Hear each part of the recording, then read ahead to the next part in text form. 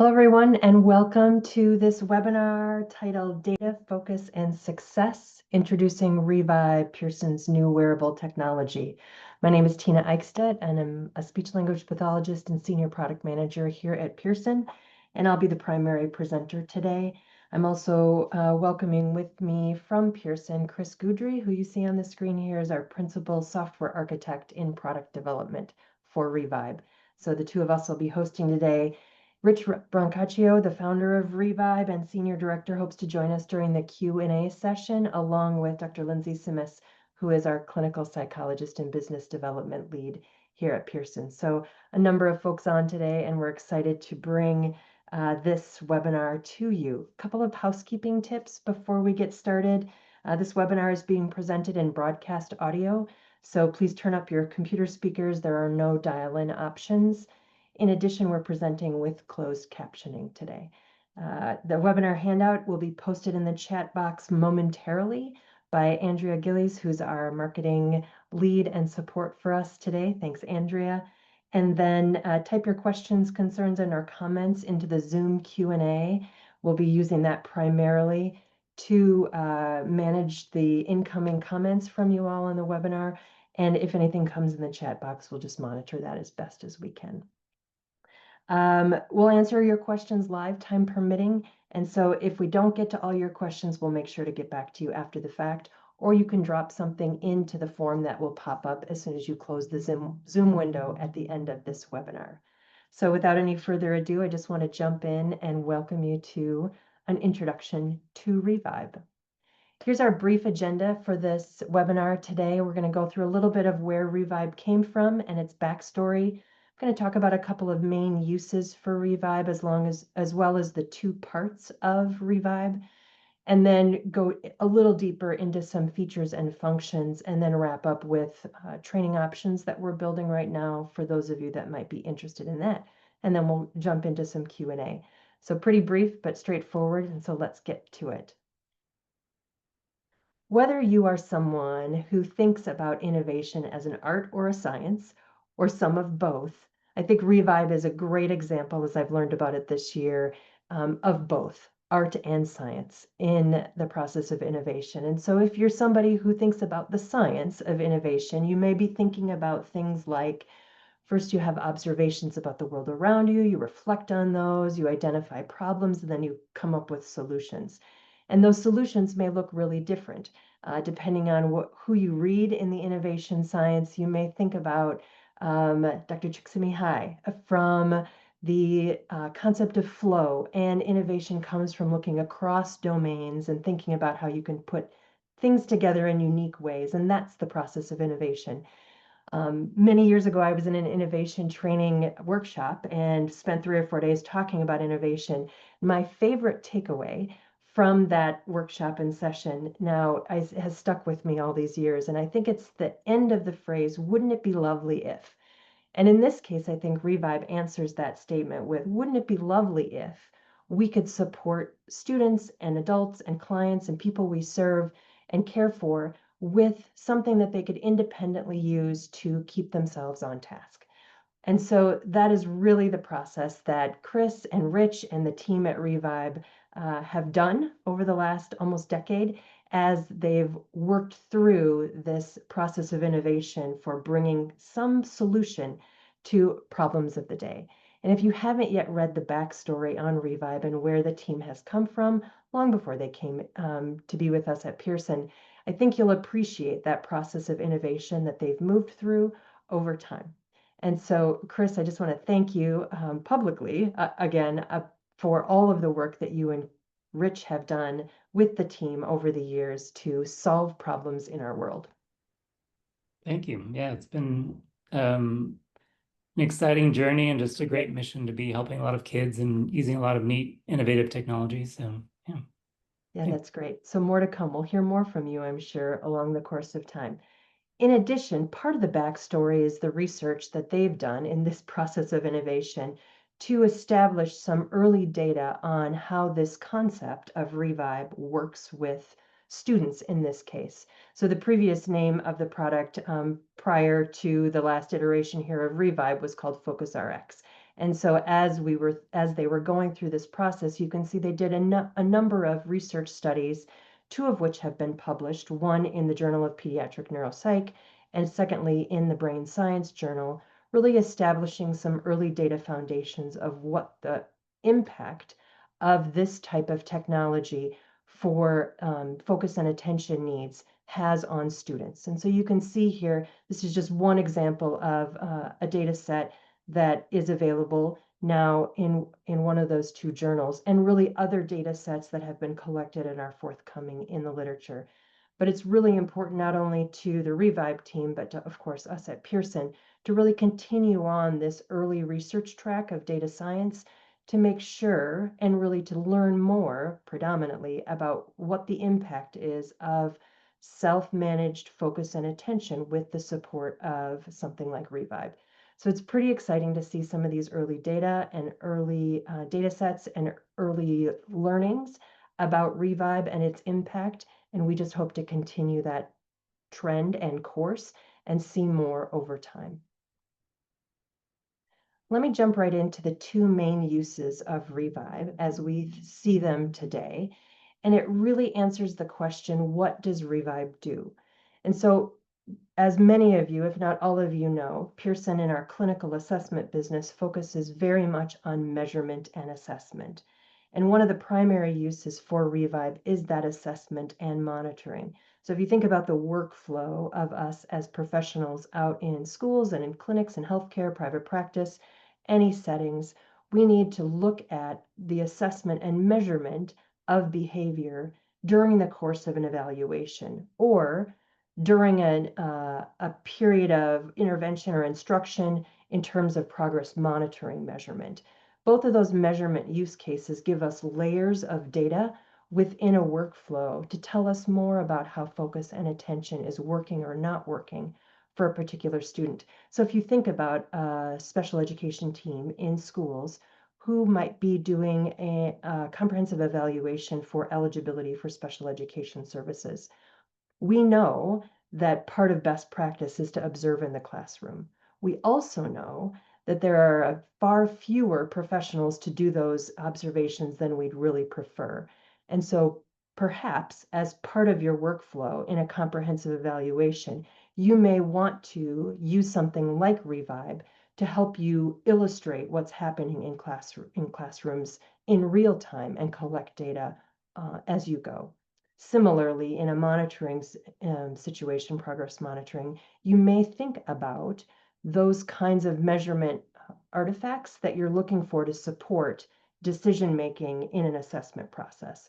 So that assessment and monitoring use case and the layers of data that we can get synchronously and asynchronously from students and other individuals is a really important measurement construct and really is compelling to us in line with all the other things in measurement that we do at Pearson every day.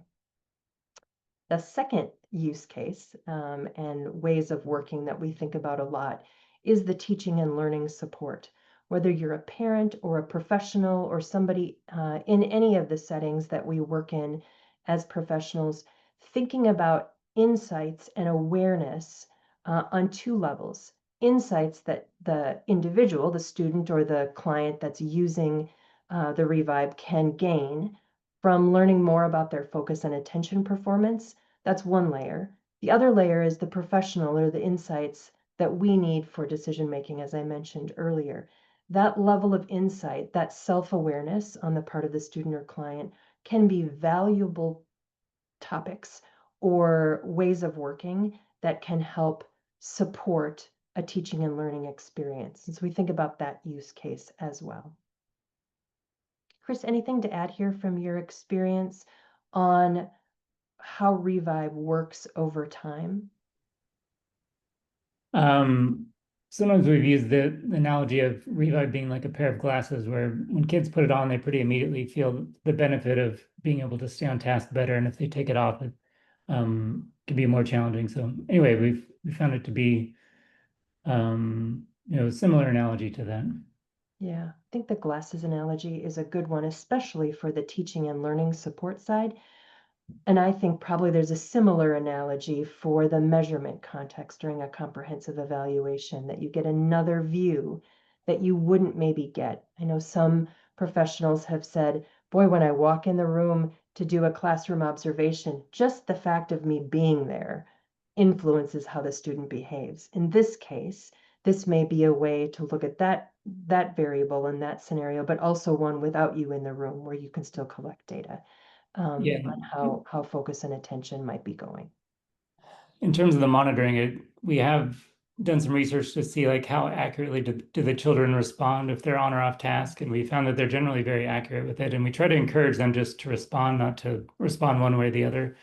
So I think it's good, like you said, like rather than like a psychologist going into a classroom for an hour one day, it's like all day, every day, we can be collecting this data to see how they're doing.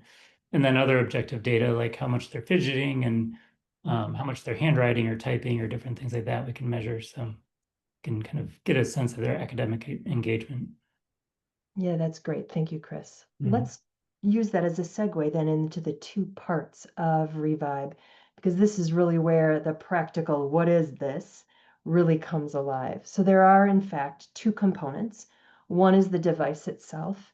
In this current iteration of Revibe now, we're using a Samsung Galaxy 7 as a base for various reasons, but some of them you can see on the screen here. And we're very excited about the partnership with Samsung that really was just announced yesterday out on social media. But certainly our partnership with Samsung has gone back a bit as well as we've been preparing for this particular release. But that Galaxy 7 is a military grade piece of hardware.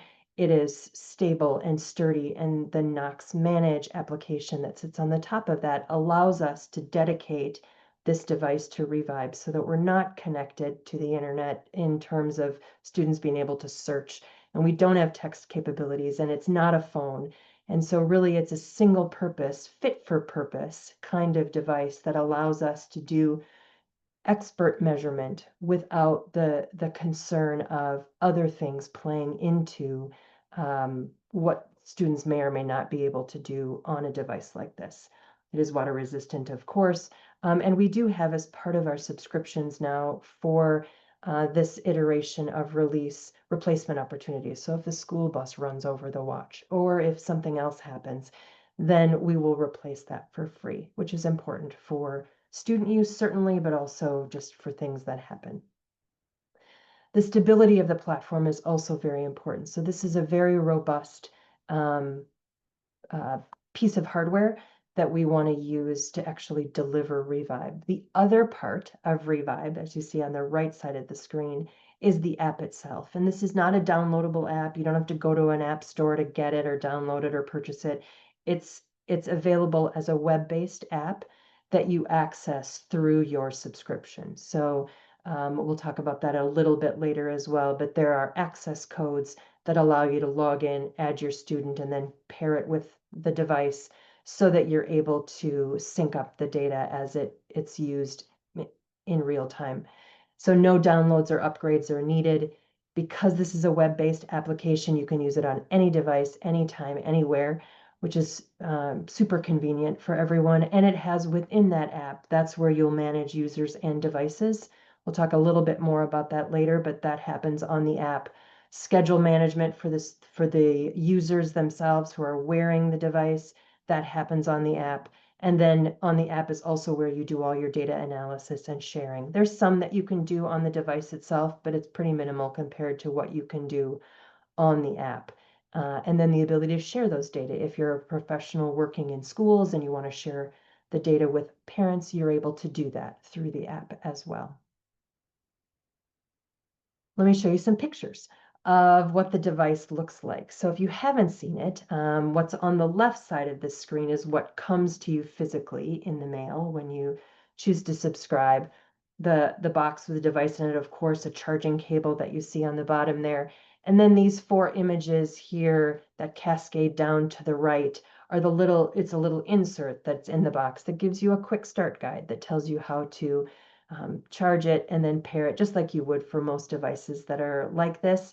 And then some QR codes, one really for the most complete user guide that's available to you online, and should be very familiar to most of you as a process, because most of our devices like this work in a similar way.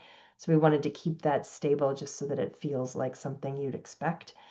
On the right side of the screen, then you see 4 different images of what the device or the watch looks like in its different iterations. So the 2 here on the left show what the user will see when the watch vibrates. So there's a quiet vibration that comes when the reminder is coming to the user, and it will ask simply, are you on task or not? And the screen looks like this.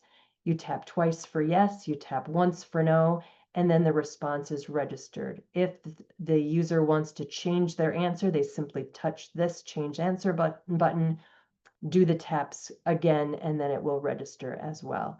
So this is the main focus and attention function of the device.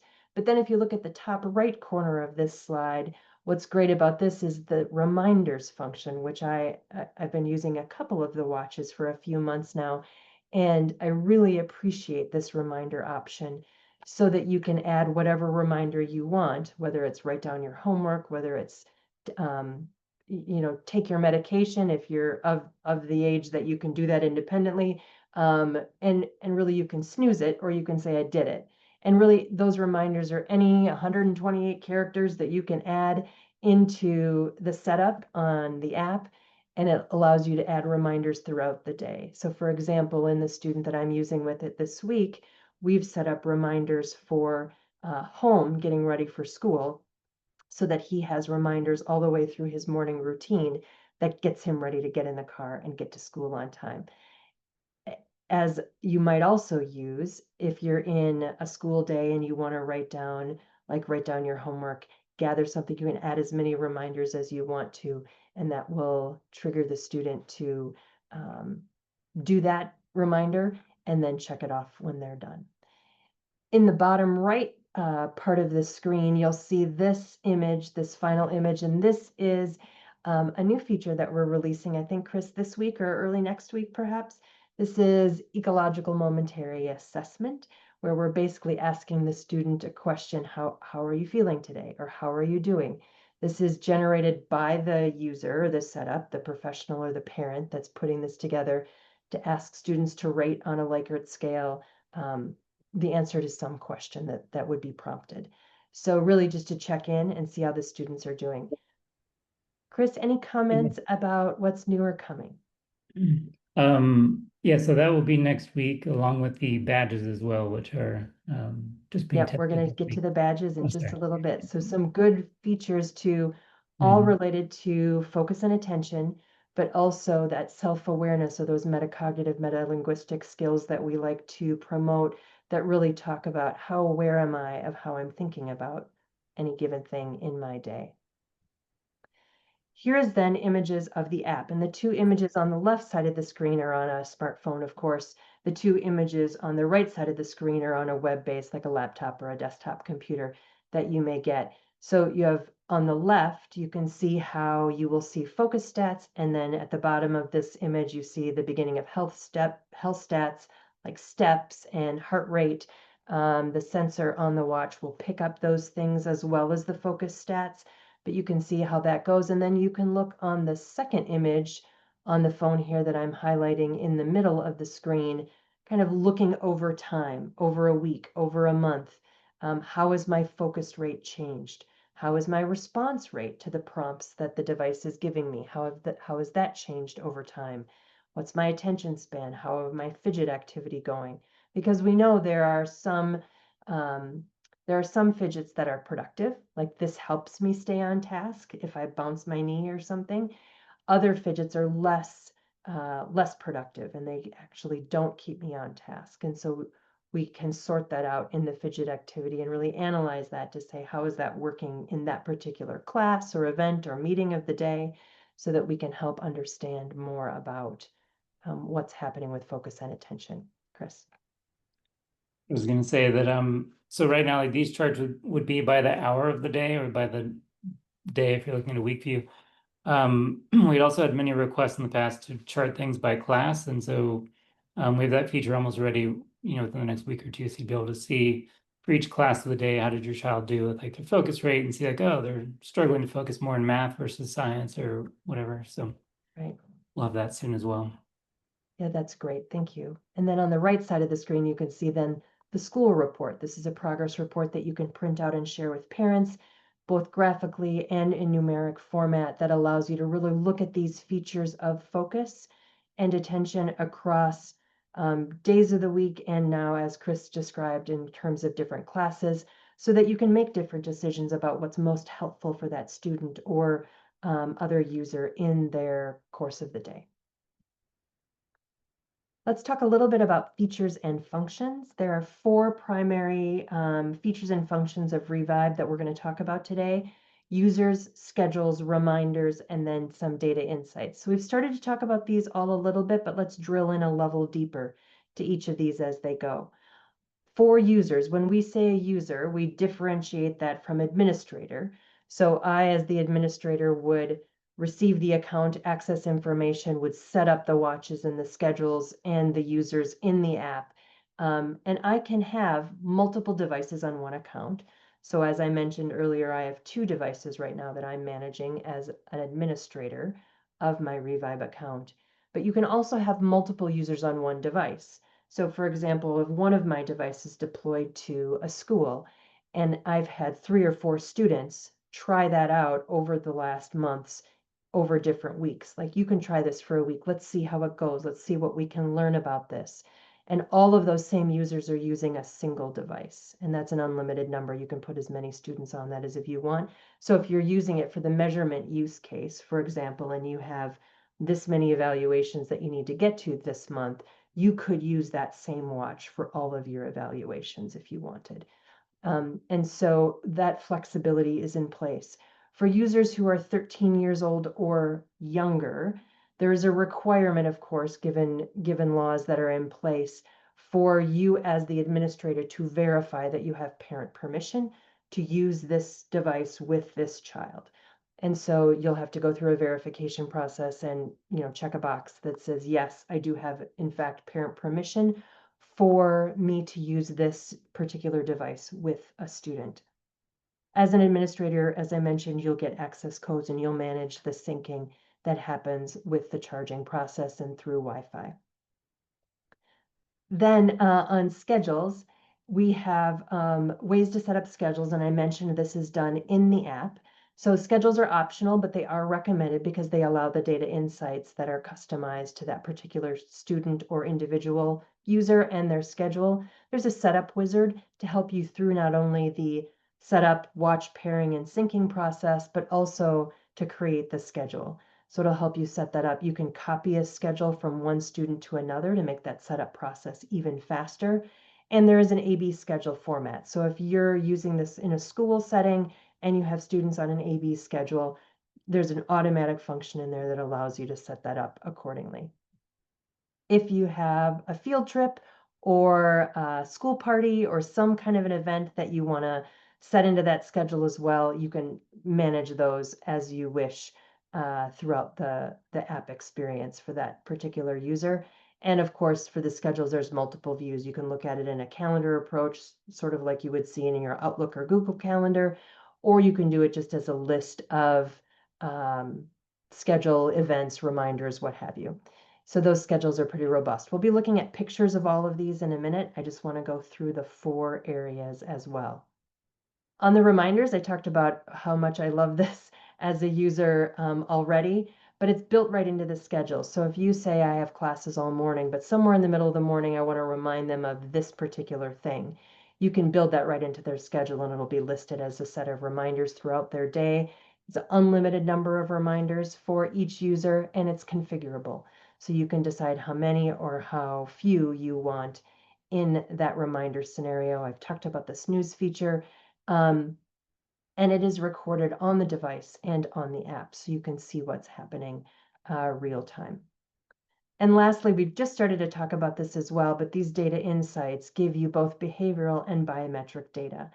And then the app itself and Revibe will give you personalized messages, and we'll look at a couple of those so that you can see, oh, this is a significant change. We wanted to call this out for you.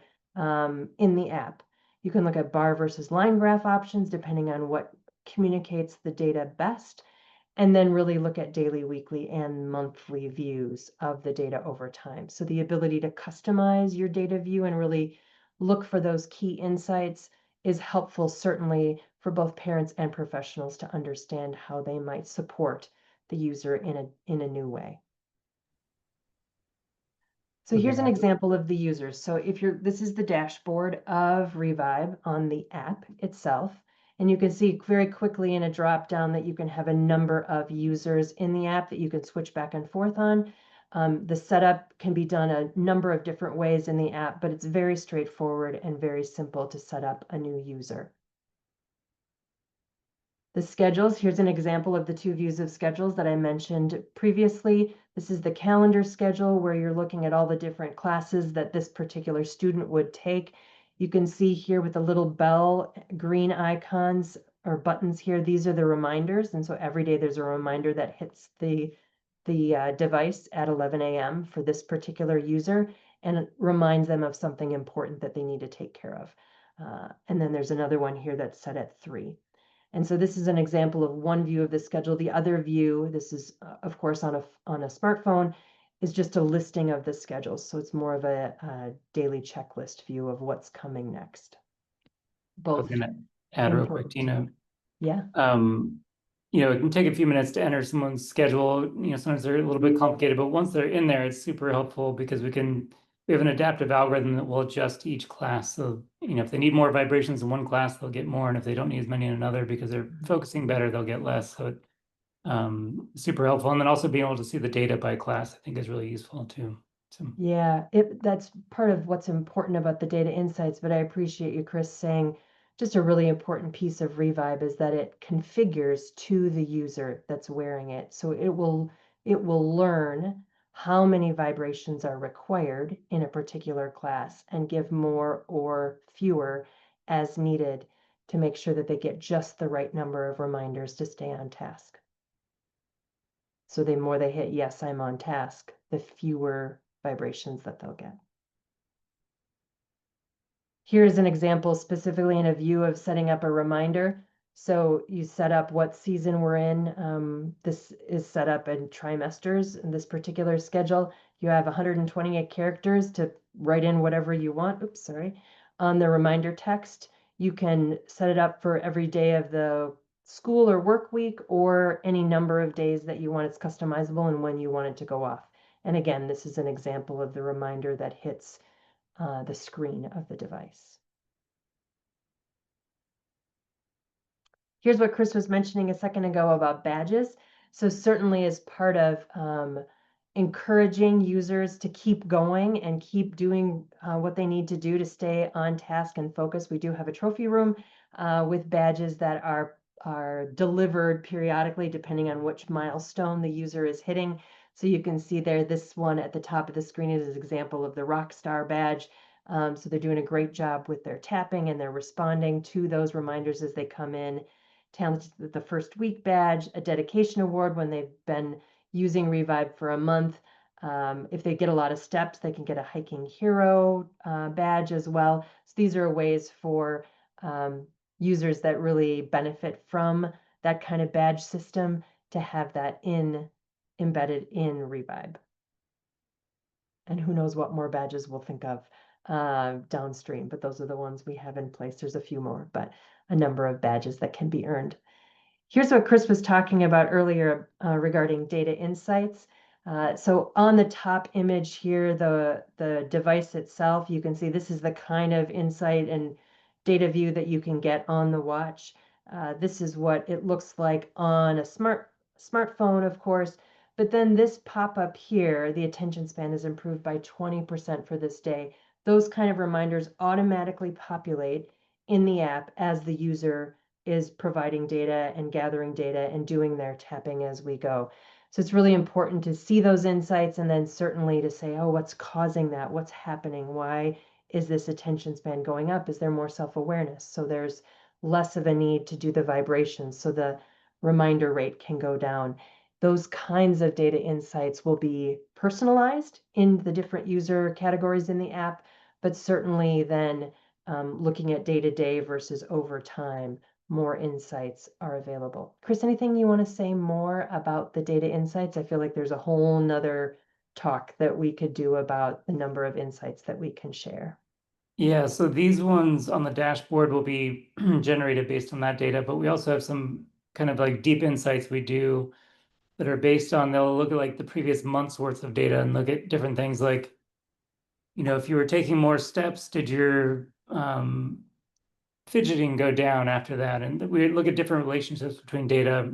So we'll deliver those less frequently, but they can be pretty meaningful, and we're looking to add more of those in the future. Yeah, one example that you and Rich have given in the past is, if you take this many steps before noon, your focus in the afternoon is that much better. And so Right. to have an insight like that is really practical, because then it says we need to make sure we get outside for morning recess so that we can get those steps in and run around, because we know empirically that it makes a difference for afternoon attention and focus. So those kinds of insights are what Revibe can offer. I think those can be pretty powerful for both parents and professionals. So let's talk about the settings that Revibe can be used in. It really is flexible enough to apply to whatever setting you may have for what you're working on professionally or personally. It does definitely have a school and education focus, as we've mentioned in many of our examples and vignettes today. So we really, Revibe, I think, Chris, correct me if I'm wrong, our data set in our latest study was from 8 to 13, or 7 to I think it was 13. 8 to 12, I believe. 8 to 12, okay, thanks. Mhm. And so really, that's where we've seen it. But I think as young as you've gone, Chris, in your data collection, how young has Revive been used over the last decade? I think maybe as young as 6. We Okay. usually don't recommend it before that. Yeah. And so really, you as the parent or professional would really be the best judge of whether or not it's too young to use it. This success we've had, as Chris mentioned, has gone down to 6, but it's not for every student. So you have to really judge it. And sometimes you can try it and say, nope, this one isn't going to work. It's actually more distracting rather than less. But by and large, that's been minimal. In, I think, Revive's experience, it's more about is it going to be the right thing at the right time for this particular student? So definitely think about age range and application. There are school and district options. A number of school professionals that we've talked to this year have said, boy, I would really love to put this in my assistive tech lending library. So it can be checked out almost like a speech generating device or some other piece of technology that may be helpful to a particular student.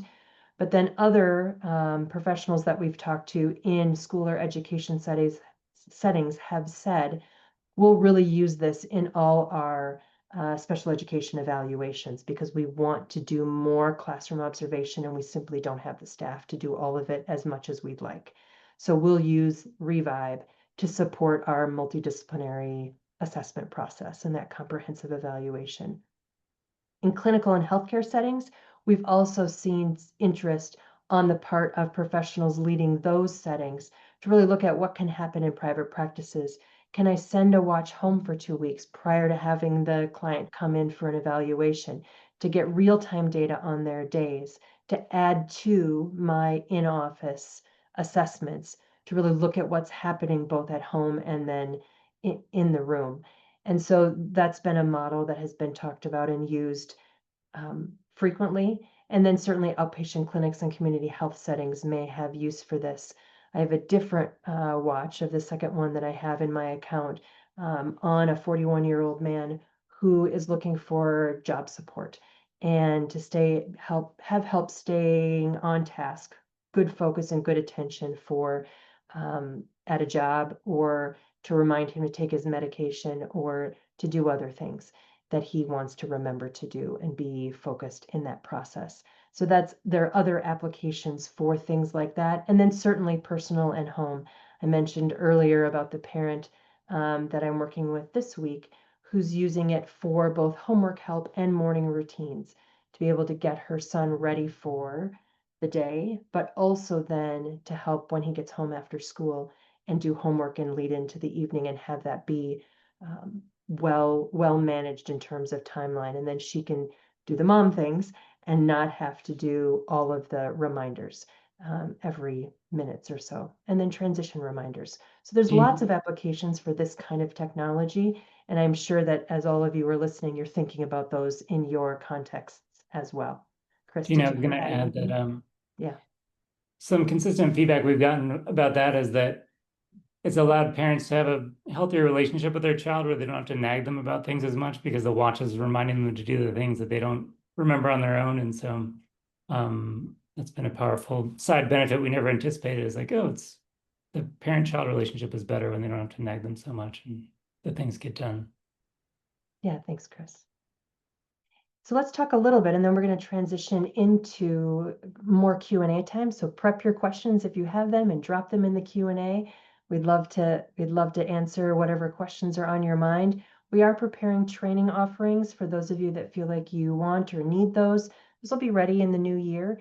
And so really looking at per user trainings, if you want to have an individual or a small group come in, do a live webinar, or, you know, those we would set up and offer just as single seat options. Certainly, if you have a private group and you want to have a group training that's coming in flexible to your date and time needs, you can do that. Or we're thinking about the custom training as well that will be needed. So much of this is going to be around two pieces, really logistics setup, which we hope we've taken care of all of that and you won't actually need us for that because we've done our user guides well. But then certainly the data insights and the ways of working and the ways of interpreting the data are going to be a big piece to this that we'll be learning together and certainly sharing all the things that we hear with all of you. So these are options that'll be offered, I said, in the new year. And so really, really excited to have those available for anyone who wants or needs them. Okay, it's time for wrap up and any Q&A that you have. So we'd love to see if there's any questions. While we're waiting for those questions to come in, this is all in your handout, these links and resources in terms of web pages, content, and contact information. We'd love to hear from you and get any feedback on what you think about this Revibe tool that we now are excited to have and have as part of our portfolio. But we'd love to give you those information bits so that you can review them and digest them and share them at your convenience. So thanks everybody for listening, and I'm looking in the chat and the Q&A. We don't have any questions or comments just yet, but we'll wait for a couple of minutes. And I also want to introduce Dr. Lindsay Simas, who joined us as well. As I mentioned at the top of the call, Lindsay is our Director of Business Development, and she's a clinical psychologist. So she is well-versed in rehab and on the rehab team with us this year. So welcome, Lindsay. Thank you for the introduction, Tina. I apologize I had to come in a couple of minutes late, but some great content so far, and nice job. Okay, so we have a couple of questions that have come in, and so we'll see between Chris and Lindsay and I, we can all share with you as well. So the question here is, can I send reminders to my child like, hey, take your lunchbox out of your backpack, or other task reminders he needs to do? And the answer is yes, of course. Any reminder that you can think of, you can put into Revibe, and it will remind them at any time that you select until they either say that it's done or they snooze it for whatever reason and get back to it in a few minutes. So that's a great question. Okay, questions coming in about the cost. So you'll see on our website right now, we have actually three cost options and one more on the way that we think we're going to be able to do hopefully very soon. So the cost for a single 2-year subscription is $399 a year. And so that includes both the watch and the app, and free replacement should it get broken or cracked or unable to be used, or the band gets cut or something happens. We'll replace that at no charge. You can also do a 1-year commitment, only a 1-year subscription, and that is $50 more at $449 per year. We also have a new option that we've had requests for people who have a grant, for example, and want to pay for both of the 2 years up front. And so that is available now as well. If you want to use grant money to buy those 2-year subscriptions all at once at the beginning of your 2-year subscription, we can do that as well. The final fee and subscription that we're working on is a monthly fee. So that in fact, that $3.99 will be split out over 12 months, and you'll be able to just purchase basically in a monthly charge setup. So those are the options that we have today. Cost of the training, I don't believe is fully set yet. I don't have that. But when it is, you'll see that on our website, and that'll be available to you. It'll be in line with what our typical trainings of these different types are available. And so make sure you check back. And if you're interested, I should say this in general now, we do have a stay in the know form that allows you to get monthly updates on things that we're doing. And they're usually pretty short and sweet emails that just say, hey, here's something new on Revibe because you asked to stay in touch. When those training fees are set, that will be in our Stay in the Know email. And you can sign up for that on our website should you choose to keep in touch with us on Revibe. Let me see what other questions. Oh, this is a great question. How long do you recommend users wearing the device, or how long the intervention should last before fading? It's a great question. And as a professional, I would want to make that decision. I wouldn't want anybody else to say this is the rule. So, for example, in this 7th grader that I have it on this week, his awareness in his morning schedule is getting really good. And I'm hopeful that over time, he may no longer need that kind of support, but it remains to be seen. You know, he's not diagnosed. He doesn't have any kind of diagnoses, and it may be just a learning effort in his adolescence.